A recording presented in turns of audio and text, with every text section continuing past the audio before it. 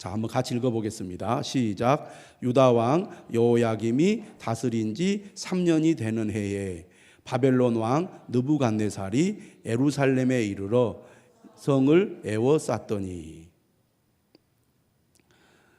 2절까지 읽어보겠습니다. 주께서 유다 왕 여호야김과 하나님의 전 그릇 얼마를 그의 손에 넘기심에 그가 그것을 가지고 신할 땅 자기 신들의 신전에 가져다가 그 신들의 보물 창고에 두었더라. 자, 다니엘서의 배경이 1장 1절 2절에 나타나 있는데 유다 왕 여호야김은 유다 왕 18번째 왕입니다. 그러면 19번째 왕이 누구냐? 여호야긴입니다. 20번째 왕이 누굽니까? 따라서 합시다. 시드기야. 자, 시드기야 왕이 유다 왕국의 마지막 왕입니다. 그러니까 시드기야 왕 때에 유다 왕국은 바벨론에 의해서 완전히 망하게 되죠. 예루살렘 성과 성전은 다 무너지게 됩니다. 그 전전 왕이 여호야김이에요. 그런데 여호야김은 주전 609년에 왕위에 올라서 598년까지 통치를 합니다. 그런데 1절에 보니까 유다 왕 여호야김이 다스린 지 3년이 되는 해에, 3년이 되는 해, 주전 606년경입니다. 이때 바벨론에 의해서 포로로 잡혀가게 됩니다. 이것이 바벨론 1차 침략이에요. 3번에 걸쳐서 바벨론이 유다를 침략하여 유다의 재산과 또 백성들을 포로로 잡아가고 빼앗아 가게 되죠. 그리고 마지막 주전 587년 또는 586년에 유다를 완전히 멸망시키게 되는데 여호야김 왕이 붙잡혀서 바벨론으로 가잖아요. 다시 돌아옵니다. 다시 돌아와서 왕위를 이제 11년 동안 왕위에 있다가 죽게 되는데요. 이때 누가 함께 포로로 잡혀가느냐? 3절을 보십시오. 이스라엘 자손 중에서 왕족과 귀족 몇 사람, 곧 흠이 없고 용모가 아름다우며 모든 지혜를 통찰하며 지식에 통달하며 학문에 익숙하여 왕궁에 설 만한 소년을 데려오게 하였고.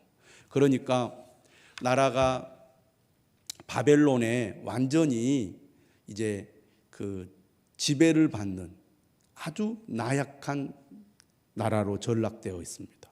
그러니까 망한 거나 다름없는 그런 상황에서 왕족 및 귀족 중에 뛰어난 소년들을 붙잡아 가서 바벨론으로 데리고 와가지고 바벨론식 교육을 시키는 것입니다.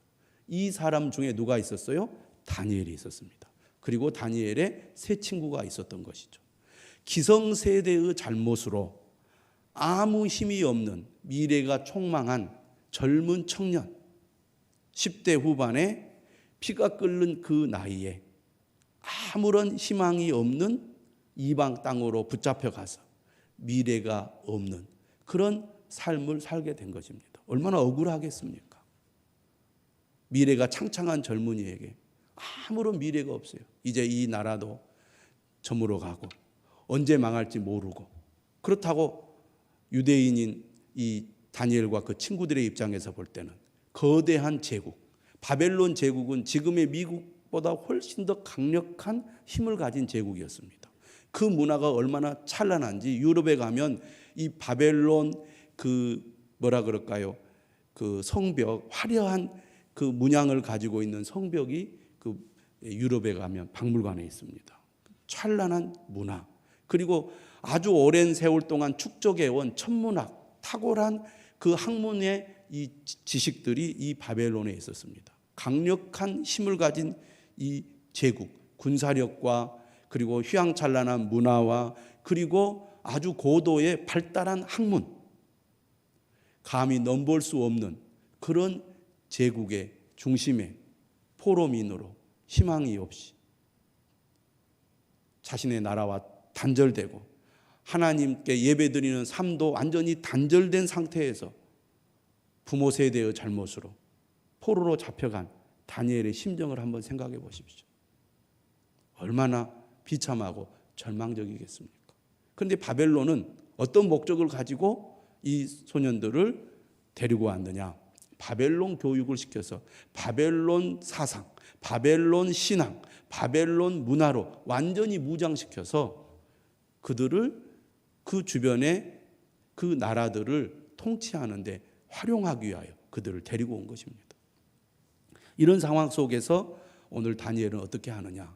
나는 비록 바벨론의 포로로 잡혀와서 그들의 교육을 받고 그들의 문화의 영향을 받고 심지어 그들의 이름으로 완전히 바꾸는 신세가 되었지만 이 다니엘과 그 세 친구들의 이름을 바꾸거든요. 바벨론식 이름으로. 그럼에도 불구하고 나는 미래도 없고 앞으로 이 땅에서 죽을 수도 있지만 그러나 내 정신만큼은 절대로 저들에게 지배당하지 않겠다. 하나님을 믿는 내가 믿은 만큼은 하나님의 말씀을 지키는 율법의 정신만큼은 내가 반드시 지키겠다. 이런 결심을 다니엘이 합니다. 그 바로 내용이 오늘 우리가 읽은 1장 8절의 말씀이죠. 다니엘이 뜻을 정했다는 이 본문은 다니엘서에서 가장 유명한 구절이라고 하겠습니다. 한마디로 말하면 결심을 한 겁니다. 내가 어떤 일이 있더라도 하나님을 믿는 이 믿음만큼은 결코 포기하지 않고 그 믿음을 굳게 지켜 내가 살아야겠다. 다니엘이 사자굴에 들어가잖아요. 그 전에 사자굴에 들어가게 된 배경이 무엇입니까? 그가 하루에 3번 예루살렘을 향하여 하나님께 기도했기 때문에 모함을 받아서 사자굴에 들어가지 않습니까?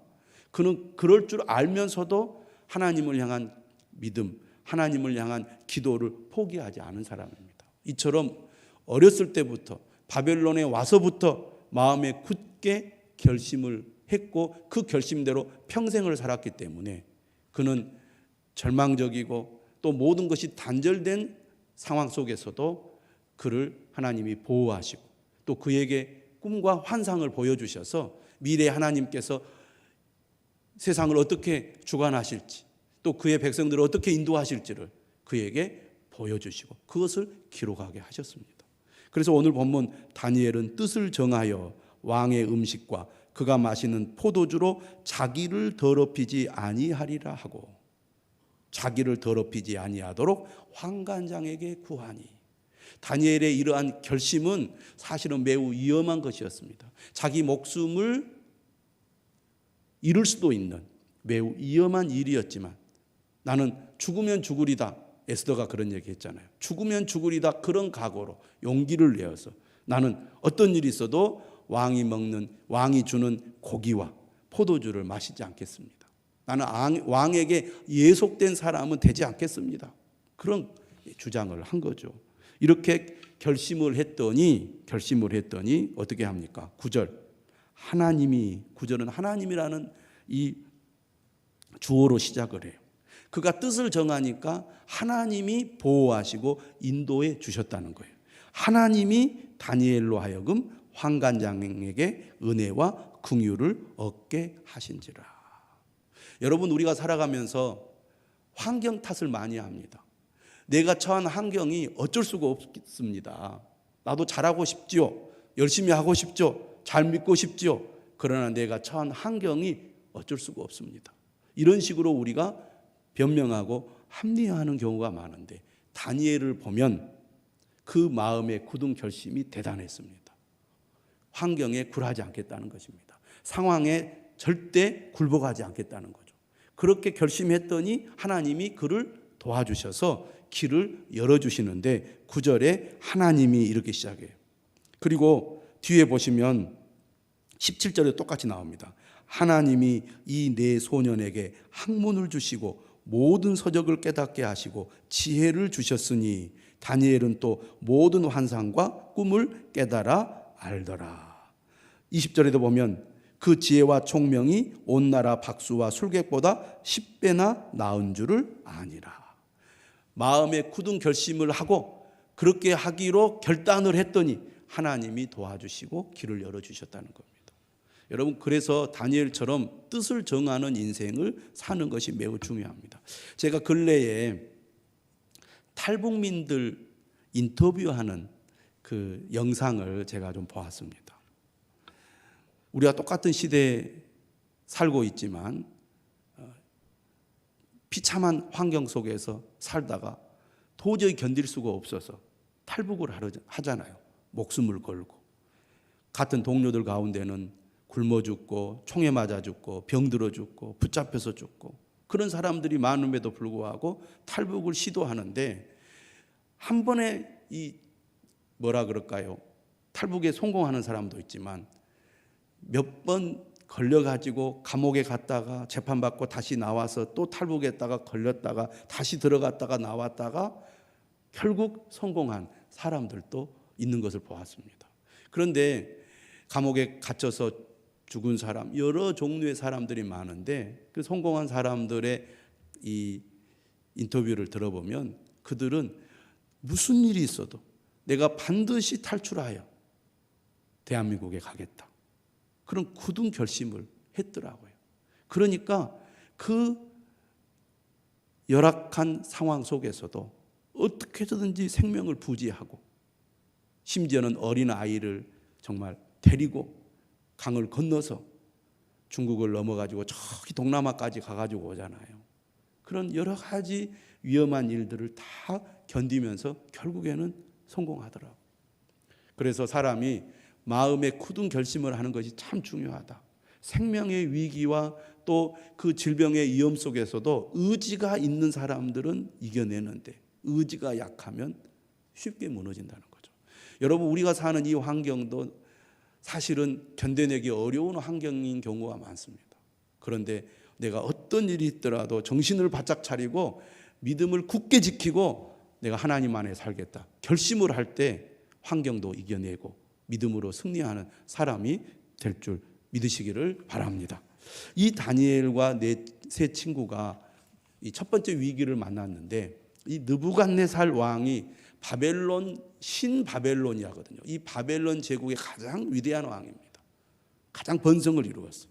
그런데 이 바벨론 왕인 느부갓네살이 꿈을 꾸었는데 그 꿈 때문에 잠을 이루지를 못해요. 근데 그 꿈의 내용이 무엇인지 분명하지가 않아. 그래서 당시에 술사들을 부르는데 이 바벨론의 술사들은 단순히 점장이들이 아닙니다. 그들은 오랜 세월 동안 축적해온 천문학 지식을 가지고 있는 사람이었어요. 그래서 이 바벨론의 천문학이 아주 뛰어났습니다. 근데 그들이 아무리 이 왕의 꿈을 알아보려고 해도 말을 안 해주는데 어떻게 알겠어요? 그래서 왕이 화가 나가지고 이 지혜자들을 다 죽이라고 명령을 합니다. 지식인들은 어느 시대나 권력자들에게 협력하고 권력자들을 돕는 역할을 해야 살아갈 수가 있어요. 그러니까 이 지식인들은 기회주의자가 되기가 쉽습니다. 그런데 이 지혜자들이 전부 다 목숨을 잃게 생겼어요. 여기에 누가 포함되어 있습니까? 다니엘과 세 친구들이 포함되어 있죠. 그래서 다니엘이 용기를 내어 왕을 찾아갑니다. 나에게 며칠 동안 기한을 주십시오. 그러면 반드시 그 꿈과 해석을 알려드리겠습니다. 왕의 허락을 받고 집으로 오죠. 그래서 제 친구들과 의논을 합니다. 우리 다 같이 하나님께 기도합시다. 하나님께서 우리에게 지혜를 주셔서 왕이 어떤 꿈을 꾸었는지 그 꿈의 의미가 무엇인지를 알게 해달라고 기도합시다. 그래서 그들이 합심하여 하나님 앞에 기도를 합니다. 그게 어디에 있느냐? 오늘 우리가 매일 성경 본문에 나와 있는데요. 2장 17절 18절 한번 읽어보겠습니다. 2장 17절 18절.